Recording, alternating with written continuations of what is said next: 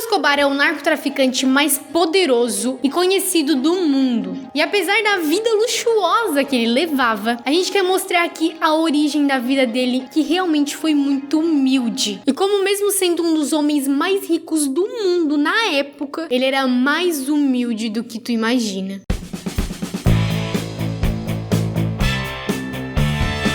Depois de muita gente pedir pra gente abrir novas vagas, a gente vai conseguir fazer isso, só que agora para um número muito menor de pessoas. Tudo porque na outra vez a gente não conseguiu dar atenção pro nosso próprio canal. Cara, teve mês que a gente fez 4 vídeos. Isso porque a gente tava respondendo todos os alunos individualmente. É como se fosse realmente uma mentoria. E o curso é basicamente nossas estratégias que a gente usa pra fazer milhões de visualizações no YouTube. Além disso, vocês vão ter o nosso número, vão falar diretamente comigo e com o Douglas. A gente vai divulgar o canal de vocês no nosso canal. Se vocês quiserem, vocês não precisam nem mostrar o rosto. Cara, se você tiver um notebook e um celular, já funciona. Enfim, a gente vai mostrar no link aqui embaixo todas as informações e quanto a gente ganha com o YouTube. E, gente, vale deixar aqui muito claro que a gente não compactua com as ações e com o estilo de vida do Pablo Escobar. A gente realmente só tá compartilhando com vocês algumas condutas que ele tinha, pra que a gente realmente conheça mais dele e do poder de influência que ele tinha na Colômbia e no mundo.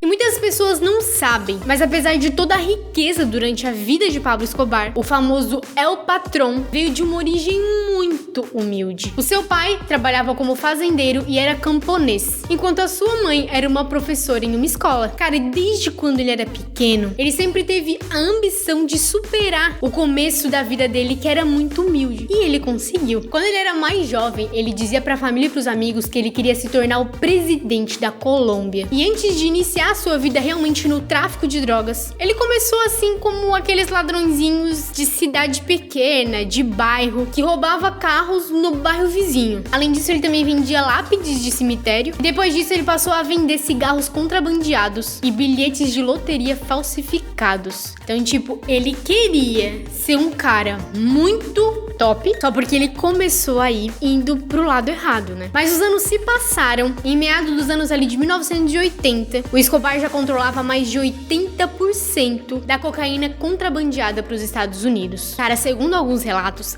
mais de 15 toneladas de cocaína eram contrabandeadas todos os dias. Tipo, cada dia 15 toneladas. Vocês têm noção do que é isso? Cara, isso dava um resultado pro cartel de aproximadamente, cara, nem consigo imaginar isso, 420 milhões de dólares por semana. É muito dinheiro. E a grana era tão absurda que o Escobar chegou a comprar um dos jatos mais caros do mundo, o Learjet. O único propósito de realmente gastar um pouco do dinheiro, porque tinha tanto que nem sabia o que fazer. E a riqueza dele na época foi estimada em 30 bilhões de dólares. Na época, ele com certeza, né, é claro, não poderia ser diferente, foi considerado uma das 10 pessoas mais ricas do mundo, segundo a Forbes. Mas mesmo com a fortuna e a fama dele crescendo, o Escobar não abandonava o sonho dele de ser um líder humilde. E para muitas pessoas, o Pablo se posicionava meio que um Robin Hood, já que para vários moradores locais, ele gastava muito dinheiro para expandir programas sociais voltados para os pobres. Ele construiu casa e ele realmente cuidou de pobres. Isso foi dito por um dos participantes do funeral dele, em uma reportagem para o The New York Times. E para quem não sabe, o Pablo chegou a ingressar na faculdade. Ele se matriculou para o curso de Ciências Políticas. Então ele realmente, desde jovem, ele tinha esse desejo de ser um líder, de ajudar a sociedade, de realmente se destacar. Só que o grande problema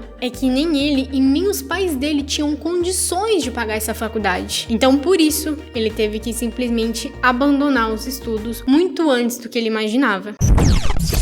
O Escobar, cara, ele era amado por grande parte da população colombiana. Eles realmente consideravam ele um verdadeiro herói. E isso porque eles acreditavam que ele roubava dos ricos para dar pros pobres. E realmente, cara, era isso que acontecia. Ele doava dinheiro pros pobres, ele alimentava os mendigos, dava casa pros mais necessitados e ele realmente construía estruturas para abrigar as comunidades carentes. E foi com tudo isso que ele começou a conquistar muita gente. Além de garantir o apoio apoio e a proteção do povo contra as autoridades. Então, o povo defendia ele, porque ele tava do lado do povo. Cara, e o Escobar também tinha uma popularidade social, porque ele era apaixonado por esportes, especialmente o futebol. Ele patrocinava vários clubes esportivos. E ele chegou, inclusive, a ser dono do tradicional clube colombiano, Atlético Nacional. E é claro, né, com tanto dinheiro, com tanto poder, o Escobar chegou a subornar autoridades diversas vezes para que o time dele ganhasse os jogos e, consequentemente, campeonatos. Dentro da sua fazenda Nápoles, uma propriedade 22 vezes maior do que o Parque de Ibirapuera, o Pablo montou um zoológico. Sim, cara, um zoológico. E claro, né, uma pessoa com tantos bilhões de dólares pode fazer tudo. Lá tinha centenas de animais, que mantinha tanto em criação de pasto mesmo, em jaula ou nos 12 lagos que essa propriedade tinha. E ele mandou fazer a compra, cara, de diversos animais extremamente caros, como rinocerontes, búfalos, aves tropicais, elefantes indianos, cangurus australianos, zebras e um casal de hipopótamo africano. Tipo assim, cara, ele pensava e ele tinha, né? Eu quero um tigre branco da Indonésia, sei lá se existe esse negócio. Ele tinha, porque ele tinha dinheiro. Só porque muitas pessoas dizem que ele cuidava mais desses animais do que qualquer outro zoológico. Então ele tinha também um amor por esses animais. Ele queria dar realmente o melhor pra eles. O Escobar também, é claro, ficou muito famoso na mídia por alguns comentários que sempre fazia sobre ele mesmo e sobre as visões de negócio. Uma das frases mais marcantes dele foi: prefiro uma cova na Colômbia do que uma cela nos Estados Unidos. E uma outra que também mostra como ele se entendia, como ele se via. Ele falou: eu não sou rico, sou uma pessoa pobre com dinheiro. Será que existe isso? E esse era um dos principais motivos de que Pablo Escobar era visto realmente como um herói nacional. Porque apesar de todo o mal e destruição que ele causou, pro povo dele, ele era realmente visto como um pai de todos. Eu acho que é aquele negócio, né? Ele sempre, de repente, fez mal pra outros estados, pras outros países, mas o povo dele, cara, ninguém chegava perto. Ele realmente sempre amou demais a Colômbia. Sempre colocou ela acima de tudo. Trouxe dinheiro, carro, casa e realmente comida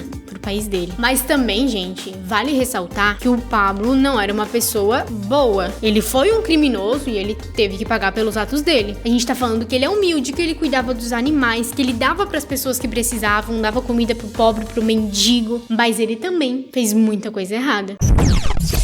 Só pra vocês terem noção, em novembro de 1989, o Escobar recebeu informações de que o então candidato à presidência César estaria viajando no voo 007 da companhia aérea Avianca. E pronto pra tirar a vida dele, o Escobar contratou um menino pra pegar o mesmo voo que ele e deu pra ele um dispositivo eletrônico. E nesse dispositivo, o Escobar tinha implantado uma bomba. Então ele tinha a intenção de matar o concorrente dele nas eleições daquele ano, pra justamente ele realizar o sonho dele, que era ser o presidente da Colômbia. No fim, o César não estava presente no voo. Provavelmente ele ficou sabendo dessa informação, né? De que o Escobar estava aprontando alguma coisa pra ele. Só que a bomba tirou a vida de 107 pessoas. Então, quer dizer, ele fez o bem pra algumas pessoas, mas ele também fez mal pra muitas. Muitas que não tinham culpa daquilo tudo. Cara, e esse atentado foi um dos mais trágicos e marcantes de toda a história. Então aí, dá pra ver que ele também não é tão bonzinho assim, né? E as ações humanitárias de Escobar só vieram quase no final da sua vida, lá perto da década de 1990, e rendeu a ele um forte apoio das comunidades mais pobres da Colômbia. E na época, cara, ele prometeu desistir de todas as atividades criminosas em troca da influência política, porque o verdadeiro sonho dele era se tornar presidente da Colômbia. Mas a campanha dele, que foi extremamente violenta, acabou com a aceitação popular dele.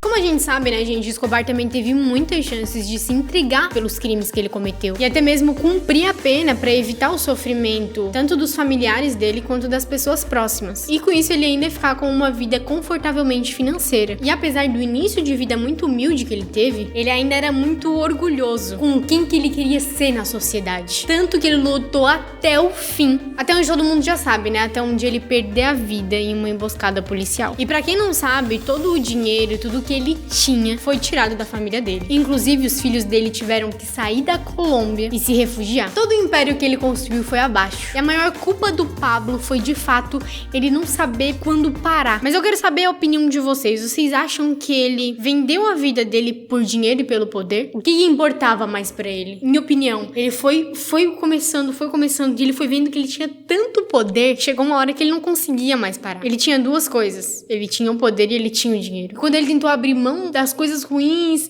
é difícil. Não tem como abrir mão. Quando tu entra, é realmente complicado. Mas assim, gente, uma das grandes lições que a gente pode tirar com o Pablo é que, apesar de toda a pobreza que ele nasceu, ele nunca usou isso como desculpa. Ao contrário, ele tinha orgulho das origens dele. É claro que, em hipótese alguma, tem que fazer o mal, tem que entrar pro crime pra ter grandes luxos, pra conquistar os sonhos. Ele começou ruim e não conseguiu parar. E esse foi o grande erro dele. Começar lá, roubando um carro do bairro e não parar mais. E quando ele ganhava dinheiro, ele também não vivia só de luxos pra ele. Ele usava grande parte também pra ajudar a população carente. Ele distribuía remédio, ele dava dinheiro. Inclusive, ele chegou a construir um bairro com casas populares. Foram mais de 400 moradias. Então, quer dizer, ele ganhava, ele tinha uma vida de luxo. Esse dinheiro, é claro, não vinha de uma maneira legal. Vinha de uma forma errada, mas esse dinheiro também, querendo ou não, matou a fome de algumas pessoas, salvou a vida de outras, né? Mas eu não tô aqui jamais defendendo ele, que ele ajudou pessoas. É claro, ele fez muita coisa errada, ele tirou a vida de pessoas, e em hipótese alguma tu pode fazer isso. Ele vivia de uma maneira totalmente ilegal e difícil, né, cara? Ele tava todo momento numa pressão, uma energia totalmente pesada. Mas enfim, gente, hoje a gente quis mostrar aqui pra vocês também como foi o início da vida do Pablo Escobar. Eu acho que isso poucas pessoas sabem. E tá aí pra vocês. Uma pessoa que começou lá de baixo, fez coisas erradas, errou muito, mas também ajudou um pouco as pessoas que precisavam. Cara, então esse foi o vídeo de hoje. E, cara, eu acho que vocês estão curtindo demais a gente falar sobre a vida do Pablo, a vida das pessoas. Quem que vocês gostariam de ver aqui no canal? Deixem aqui nos comentários aqui embaixo. E então é isso, gente. Até a próxima. Tchau!